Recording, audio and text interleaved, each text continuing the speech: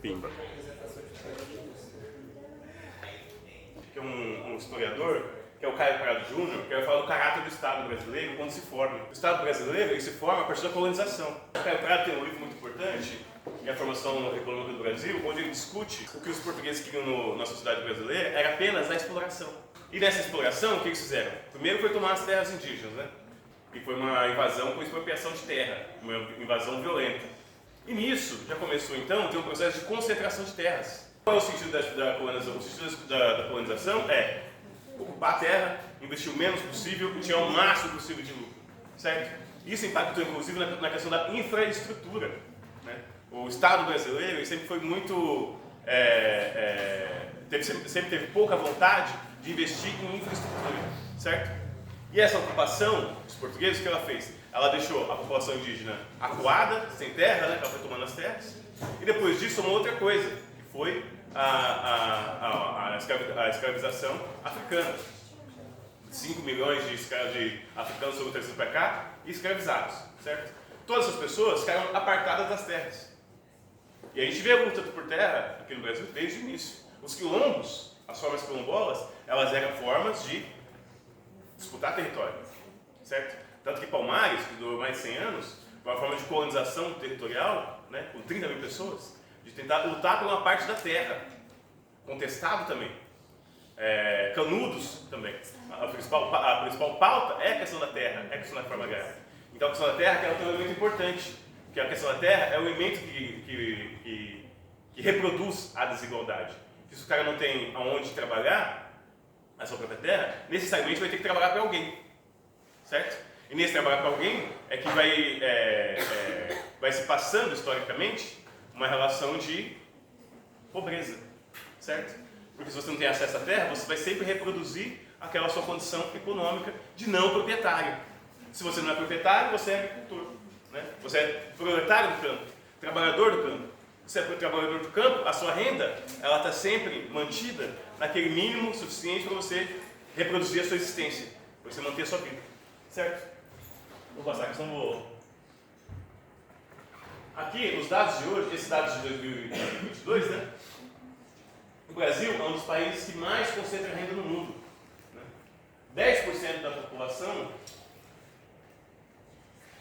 brasileira concentra quase 60% da renda nacional.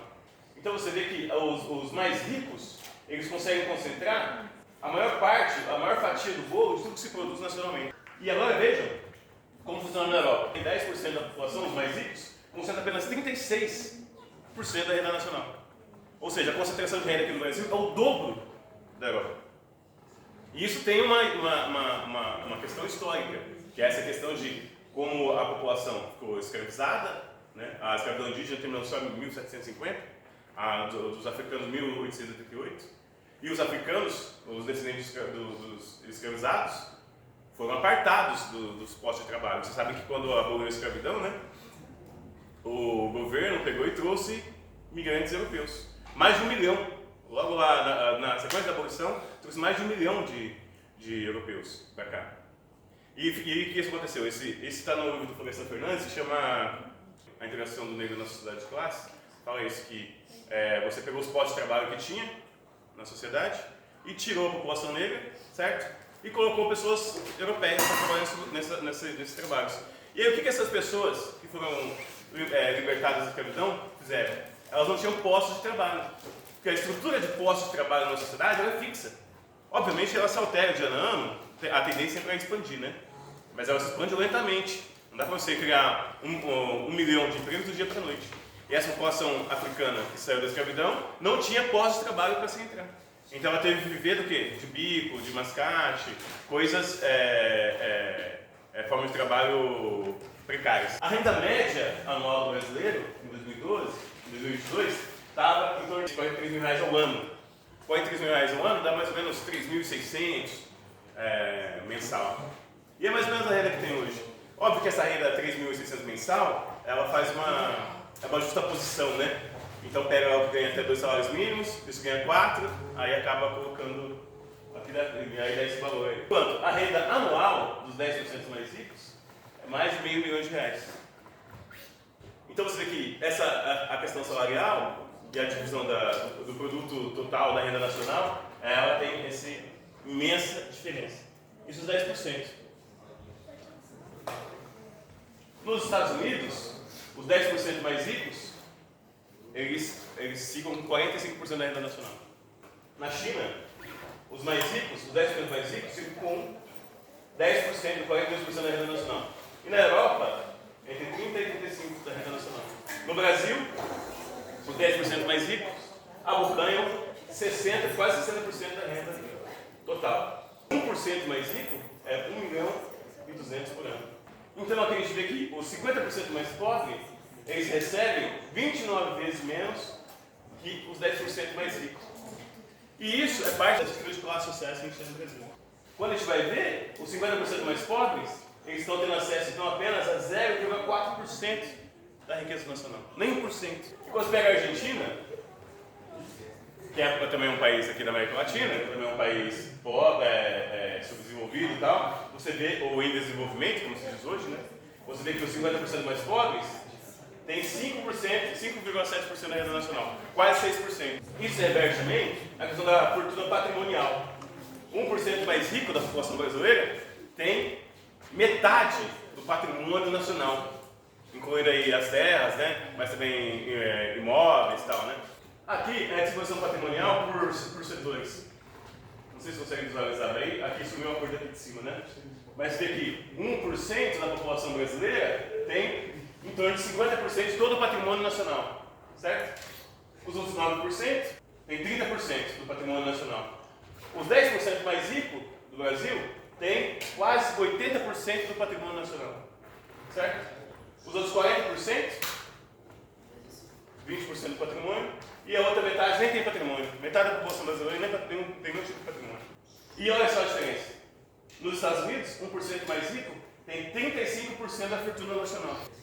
Às vezes as pessoas não entendem que acham que a desigualdade é uma pauta reivindicativa, meramente formal, né? Ou ideológica, ou se fosse ideológico apenas, né? No sentido de você criar uma coisa diferente e não ter dados base na realidade. Outro elemento aqui, que quando se fala da questão da concentração de rendas, é a questão dos impostos, da tributação, né? Estava se falando muito esses dias na questão da taxação das fortunas. A taxação das fortunas é um elemento importante nisso aqui. Ela não resolve, obviamente que não resolve todo o problema nacional, mas você vê a diferença. A tributação das heranças, por exemplo, no Brasil, só de 2 a 8% é taxado. Enquanto na França, 60%. Os países mais ricos, mais desenvolvidos, eles taxam mais a sua classe empresarial, certo? Dos Estados Unidos, 40%. E o que isso tem a ver? Isso tem a ver porque também, assim, se você taxa mais, o que acontece? O fundo público, o fundo do Estado, as receitas do governo, né, do país, as receitas aumentam. E se a receita aumenta, você pode criar outras políticas sociais, certo? Política de distribuição de renda, política de criação de empregos, política de reforma agrária, uma série de elementos a partir da reforma do Estado, certo? A partir da receita do Estado, certo? Aí quando você fala aqui no Brasil de taxar as heranças, nossa, a internet vira uma bagunça, vira um caos. Todo mundo vai defender que não tem que taxar não, que o empresário sofre muito no Brasil, pobre empresário que sofre, que tem todas as dificuldades e tal, mas é a dificuldade que passa o grande empresariado brasileiro, certo? Não que não tenha muitos impostos, né? É que o imposto ele é desigual. Por exemplo, tem essa questão do imposto de renda. Quem ganha 4 mil reais lá, 5 mil reais, paga 25% de imposto. E é na folha. Se você é enfermeiro e ganha 5 mil reais, se é professor e ganha 5 mil reais, vai ser taxado lá, né? 600, 700 reais do seu salário. Já vem taxado, né? Então o trabalhador paga. Os grandes empresários, como é que você vai concentrar tanta grana? Os grandes empresários que participaram, que acabaram se apropriando da maior parte dos territórios, o que eles fazem? Por exemplo, o agronegócio. Ele produz aqueles produtos, exporta os produtos para fora, pega essa receita e consegue ainda tomar outras terras de outras pessoas, com grilagem, uma série de coisas, né? Isso vai aumentando o patrimônio dele, ano a ano, certo? Vai aumentando a fortuna dele. Isso não permite que as pessoas mais pobres tenham acesso à terra, certo? Ou possam mudar de vida, você necessariamente vai ter que trabalhar precário, porque as terras são todas divididas já. Aqui, as terras produtivas, as terras que se produzem no Brasil, né? Você vê que aqui, 1% da população brasileira detém quase 50% das terras produtivas no Brasil. A Constituição de 88, ela atribuiu a função social das terras, né? Porque as terras férteis, elas tinham que ser distribuídas para a produção de alimentos, para a população e tudo mais, né? E na verdade o que a gente tem hoje é um monte de terra improdutiva também, que está lá, os caras dividem as terras, não produzem nada, deixam só valorizando, aí vai lá e põe 100 cabeças de gado em 100 alqueires de terra para dizer que a terra está ocupada, e na verdade não está produzindo nada. E aqui entra a questão do MST. O MST, ele luta, o Movimento dos Trabalhadores Sem Terra, ele luta para que a função social da terra seja reconhecida, né? E colocada em prática, né? Como está na Constituição. A luta do MST é uma luta constitucional, prevista na própria Constituição, certo? E é uma luta por reformas, né? O MST em si, a pauta dele, de reforma agrária, é reforma agrária, não é revolução agrária. Questões? Dúvidas? Discordâncias?